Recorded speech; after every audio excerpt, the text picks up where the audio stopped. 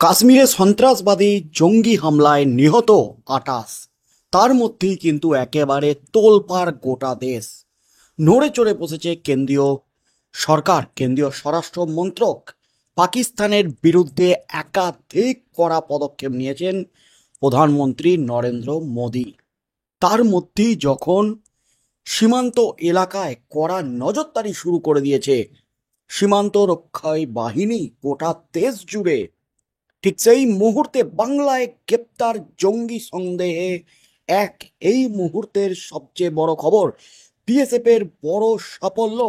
বাংলায় বাংলাদেশ সীমান্ত লাগোয়া জায়গা থেকে, এলাকা থেকে জঙ্গি সন্দেহে মালদহ থেকে গ্রেপ্তার হলো এক। তাকে চেপে ধরতেই কিন্তু তোলপাড়।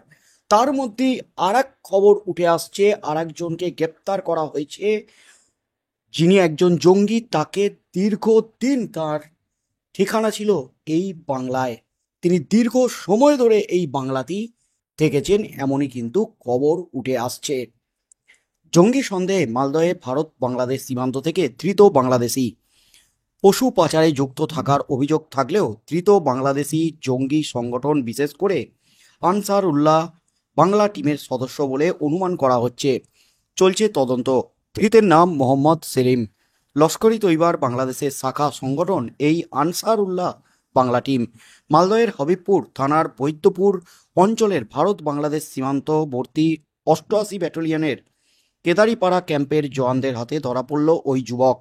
বিএসএফের জওয়ানরা ভারত বাংলাদেশ সীমান্তবর্তী এলাকায় টহলদারি দেওয়ার সময় হঠাৎ দুটি মোষ নিয়ে সীমান্ত এলাকায় এক ব্যক্তিকে দেখতে পাওয়া যায়।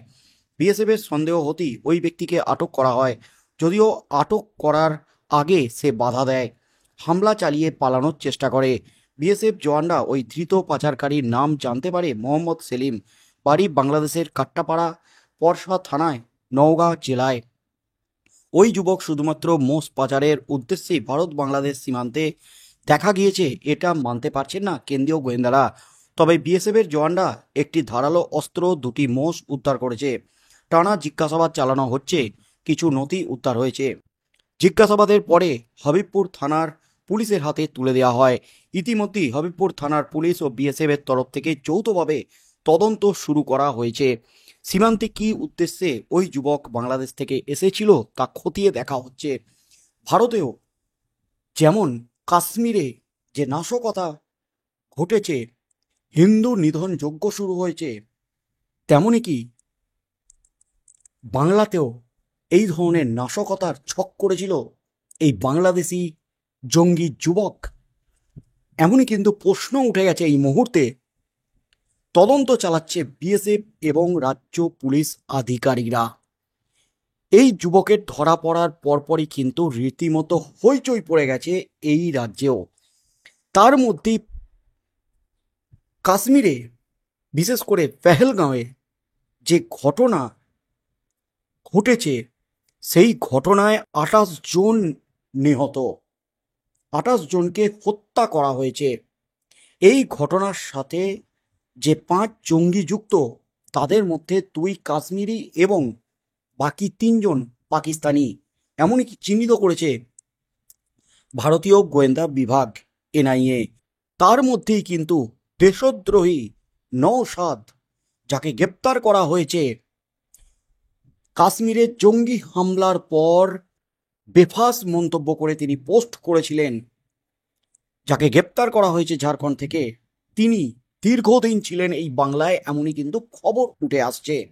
কাশ্মীরের পেহেলগাঁয়ে জঙ্গি হামলায় আনন্দ প্রকাশ করে জঙ্গি সংগঠন লস্করি তৈবা ও পাকিস্তানকে সোশ্যাল মিডিয়ায় অভিনন্দন জানিয়েছিলেন এই মৌলবী। এর জন্য ঝাড়খণ্ডের বোকারো থেকে মোহাম্মদ নওশাদ নামে এক ব্যক্তিকে গ্রেপ্তার করেছে পুলিশ।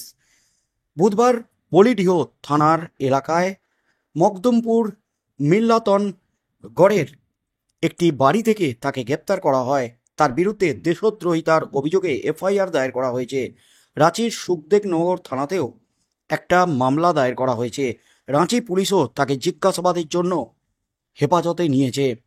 পুলিশি তদন্তে জানা গেছে নওশাদ তার দুবাইয়ে বসবাসকারী ভাইয়ের নামে বরাদ্দ সিম ব্যবহার করে সামাজিক যোগাযোগ মাধ্যম এক্স, ইনস্টাগ্রাম ও ফেসবুক চালাতো। এর মাধ্যমে সে প্রতিনিয়ত দেশদ্রোহী পোস্ট করত। 22 এপ্রিল পহেলগাঁওয়ে হামলার পর সে সোশ্যাল মিডিয়া প্ল্যাটফর্ম এক্সে পোস্ট করে এবং তাতে কাশ্মীরের জঙ্গি হামলা নিয়ে আনন্দ প্রকাশ করে। এই পোস্টে লস্কর ই তৈবা ও পাকিস্তানকে অভিনন্দন জানায় সে। সেই পোস্ট ভাইরাল হতেই চাঞ্চল্য ছড়ায়।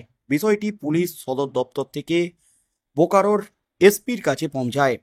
এরপরই সিট গঠন করেন এসপি। দলটি নেটওয়ার্ক তল্লাশি করে তাকে গ্রেপ্তার করে। নওশাদ আদতে বিহারের দ্বারভাঙ্গার বাসিন্দা। গত কয়েক দশক ধরে বাবা মোহাম্মদ মুস্তাকের সঙ্গে বোকারোর মকদমপুরে থাকতেন তিনি। তার বাবা বিএসএল থেকে অবসর নিয়েছেন। নওশাদ 8 বছর বয়স পর্যন্ত মিল্লাত নগর মকদমপুর মসজিদে পড়াশোনা করে। বোকারোর চন্দ্রপুরা, হাজারিবাগের পেলাওয়াল, ধানবাদের পাথেরডিহ ও ইউপির দেওবন্দের দারুল উলুমে শিক্ষা গ্রহণ করে মুক্তি হয়েছেন এই নওশাদ।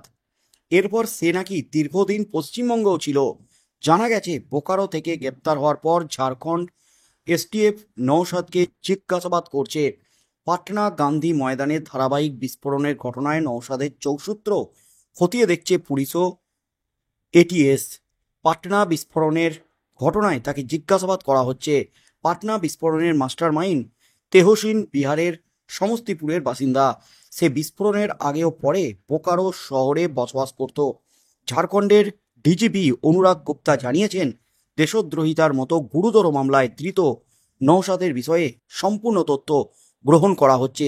এ বিষয়ে দৃঢ় কড়া ব্যবস্থা নেওয়া হবে। এই মুহূর্তের সবচেয়ে বড় খবর, জঙ্গি সন্দেহে মালদা ভারত বাংলাদেশ সীমান্ত থেকে গ্রেপ্তার এক। এমনিতেই কিন্তু ভারত বাংলাদেশ সম্পর্ক নিয়ে দীর্ঘ কয়েক মাস ধরে একটা কিন্তু উত্তেজনা চলছে।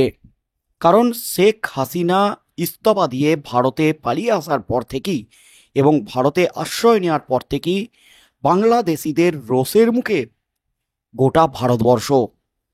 তাই বাংলাদেশ হুমকি দিয়েছিল যে গোটা উত্তর পূর্ব ভারতকে তারা দখল করে নেবে। বাংলাদেশের প্রাক্তন সেনা জওয়ানরাও হুঁশিয়ারি দিয়েছিল কলকাতা দখল করে নেবে। সেই নিয়ে কিন্তু জোর বিতর্ক দানা বাঁধে। এমনকি সোশ্যাল মিডিয়ায় ট্রোলের শিকার হন বাংলাদেশিরা। তার মধ্যেই কাশ্মীর নিয়ে যখন উত্তপ্ত গোটা দেশ, কাশ্মীরে যে নৃশংসভাবে খুন করা হয়েছে হিন্দুদের ধরে ধরে, 28 জন নিহত জঙ্গি হামলায়, ঠিক সেই মুহূর্তে ভারত বাংলাদেশ সীমান্তে জঙ্গি সন্দেহে এবং লস্কর ই তৈবার শাখা সংগঠন বাংলাদেশের সেই জঙ্গি সংগঠনের সাথে যুক্ত সন্দেহে এক যুবককে গ্রেপ্তার করেছে বিএসএফ। তার কাছ থেকে উদ্ধার হয়েছে আগ্নেয়াস্ত্র। তার মধ্যেই কিন্তু গতকাল ঝাড়খণ্ড থেকে যাকে গ্রেপ্তার করা হয়েছে সেই নওশাদ, তিনিও কিন্তু দেশদ্রোহী পোস্ট করছিলেন দীর্ঘদিন ধরে, ভারতের বিরুদ্ধে পোস্ট করছিলেন ভারতে বসে। এমনকি তিনি নাকি দীর্ঘদিন পশ্চিমবঙ্গে ছিলেন, এমনই কিন্তু খবর উঠে আসছে। কি হতে চলেছে আগামী দিনে? কাশ্মীরের মতো নাশকতার ছক কি গোটা দেশ জুড়ে ঘটানোর চেষ্টা চলছে? কদিন আগে মুর্শিদাবাদের ঘটনা নিয়েও কিন্তু উত্তাল হয়েছিল গোটা দেশ। তার মধ্যেই কাশ্মীরের যে ঘটনা, সেই ঘটনায় নাড়িয়ে দিয়েছে গোটা দেশকে। এবার কিন্তু আঁটো সাঁটো কড়া অ্যাকশন নিয়েছে বিএসএফ সহ সীমান্ত রক্ষী বাহিনী। গোটা দেশ জুড়ে সীমান্তে নিরাপত্তা জোরদার করা হচ্ছে। তার মধ্যেই জঙ্গি সন্দেহে যারা গ্রেপ্তার হলো তাদের জিজ্ঞাসাবাদ করলে ঠিক কী কী তথ্য উঠে আসে, বাংলায় আর কোনো জঙ্গি লুকিয়ে আছে কিনা, কি হতে চলেছে আগামী দিনে, সেদিকে চোখ থাকবে গোটা দেশবাসীর।